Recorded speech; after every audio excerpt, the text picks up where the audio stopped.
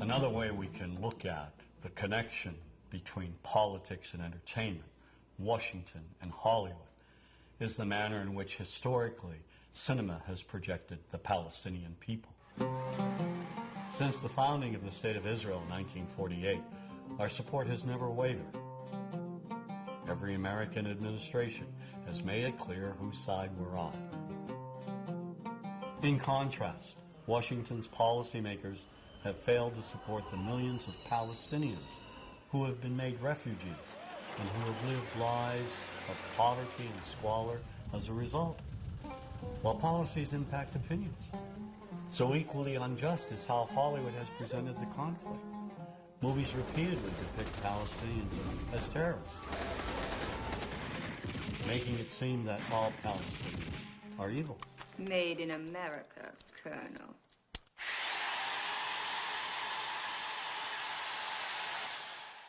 Now that image has been perpetuated by Hollywood films, beginning with the film Exodus. It dealt with a very early conflict. Here, Palestinians are either invisible or they're linked with Nazis, perpetrators of horrific acts. The 1966 movie Cast a Giant Shadow is another early film presenting Israelis as innocent victims of Palestinian violence. Kirk Douglas is an American military specialist, and he goes to assist the Israelis. Some of the dialogue in this film reads like it came straight from the public relations department of the Israeli government. Now, here's a country surrounded by 5 Arab nations ready to shove them into the Mediterranean. No guns, no tanks, no friends, nothing. People fighting with their bare hands for a little piece of desert. The Palestinians in this movie are the lowest of the low. We see them solely as vicious gunmen, wide-eyed maniacs. They will kill anyone, anywhere, anytime, for any reason.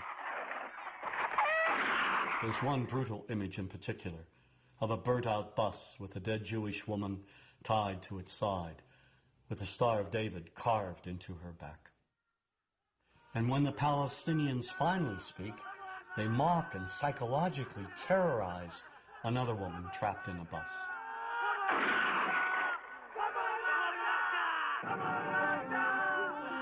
Well, if we jump forward a decade to the film Black Sunday, the Palestinian terrorist is now a woman.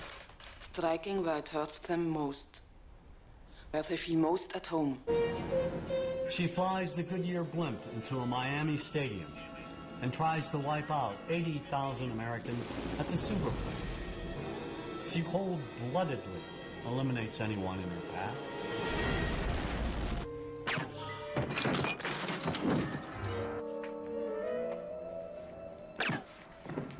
The movies that we see basically follow Washington's policies. It's reflected in the cinema over and over again, particularly during the 1980s and the 90s, where you had perhaps 30 films which showed Palestinians as a people who were intent on injuring all Americans. How may we help you, Jad? One of the most despicable portrayals of Arabs and Palestinians occurs in the 1987 film Death Before Dishonor. First, they murder a guard, and then slaughter an Israeli family.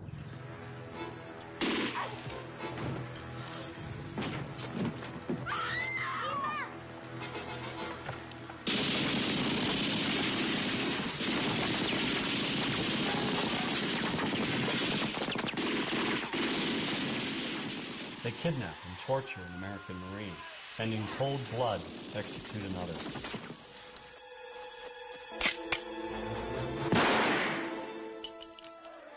And they burn the American flag right in front of the American embassy, and then dispatch a suicide bomber to blow it up.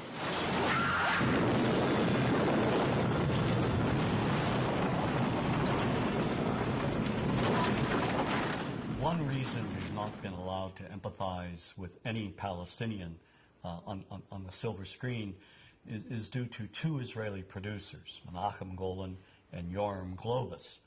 These 2 filmmakers created an American company called Canon, and they released, in a period of 20 years, at least 30 films which vilify all things Arab, particularly Palestinians.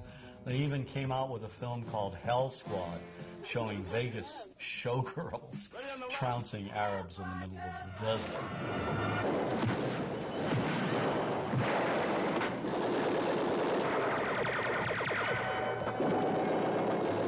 I think the most effective film they've ever done, one of the most popular and most racist, is The Delta Force. Here, Palestinians hijack a plane and terrorize the passengers, especially the Jewish ones.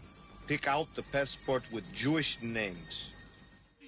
There is no form of communication more powerful than film in creating propaganda, and Golan and Globus took it to another level.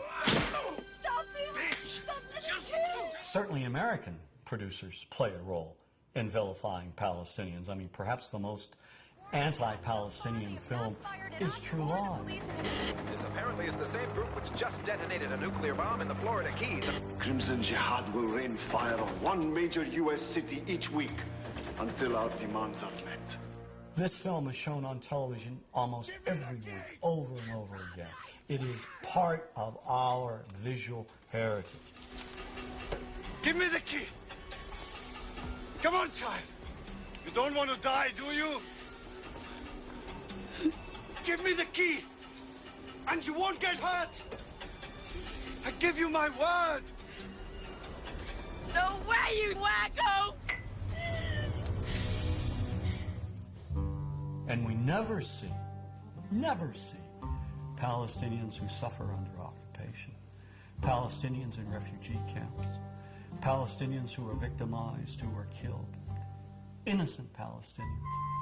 These images are denied us. Now, why are they denied us? Is there an unwritten code in Hollywood saying we cannot and will not humanize Palestinians? I mean, why can't we humanize Palestinians in the same manner in which we humanize Israelis? Is not the life of a Palestinian child, media-wise, Hollywood-wise, politically-wise, as important, as humane, as valuable as the life of an Israeli child? And if the answer to that is yes, why can't we see that on silver screens?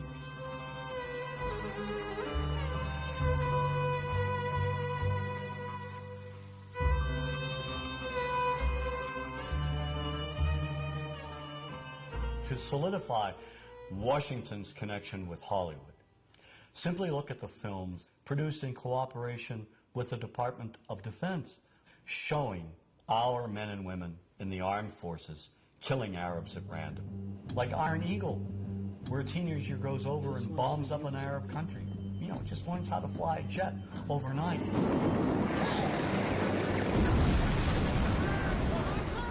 And then, of course, Navy SEALs, where Charlie Sheen goes over to Lebanon and obliterates scores of Arabs. All right, Chief. Let's go tag him and bag him. Of all the Department of Defense films, the one that will stand the test of time as being the most racist is Rules of Engagement.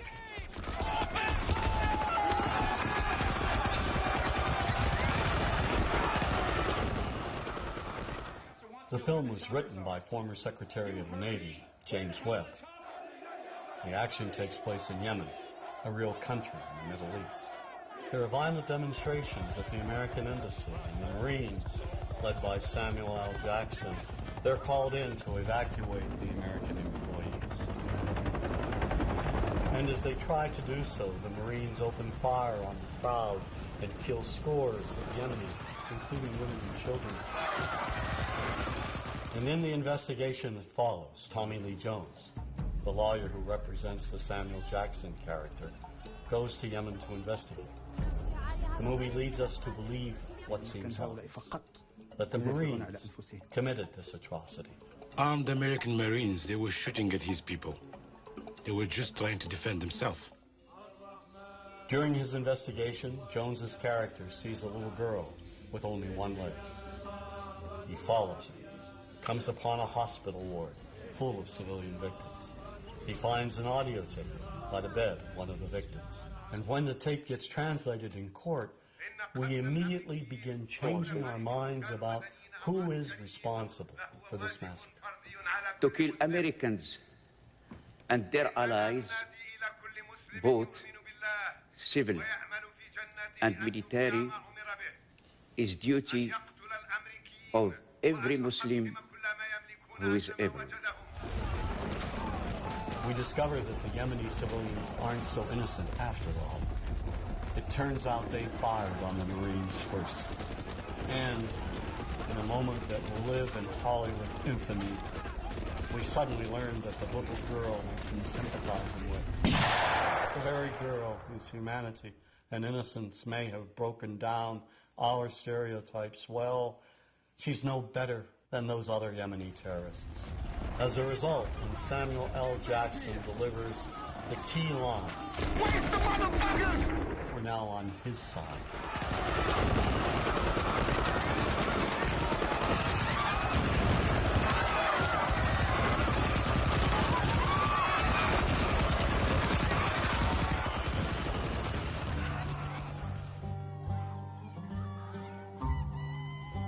Why does this matter?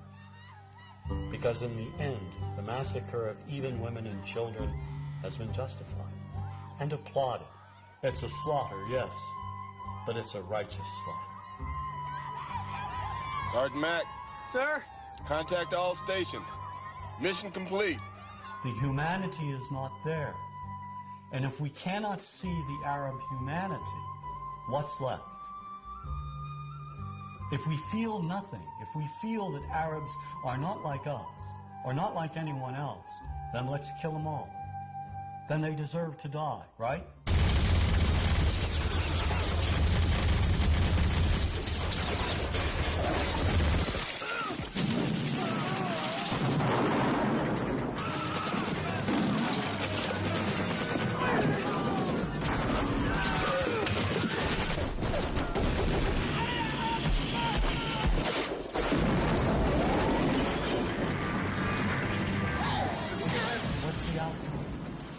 What do Arabs think of us that see these movies?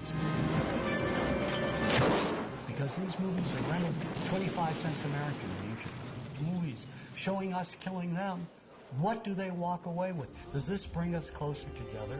Does this advance peace, or does it separate us? You're fired.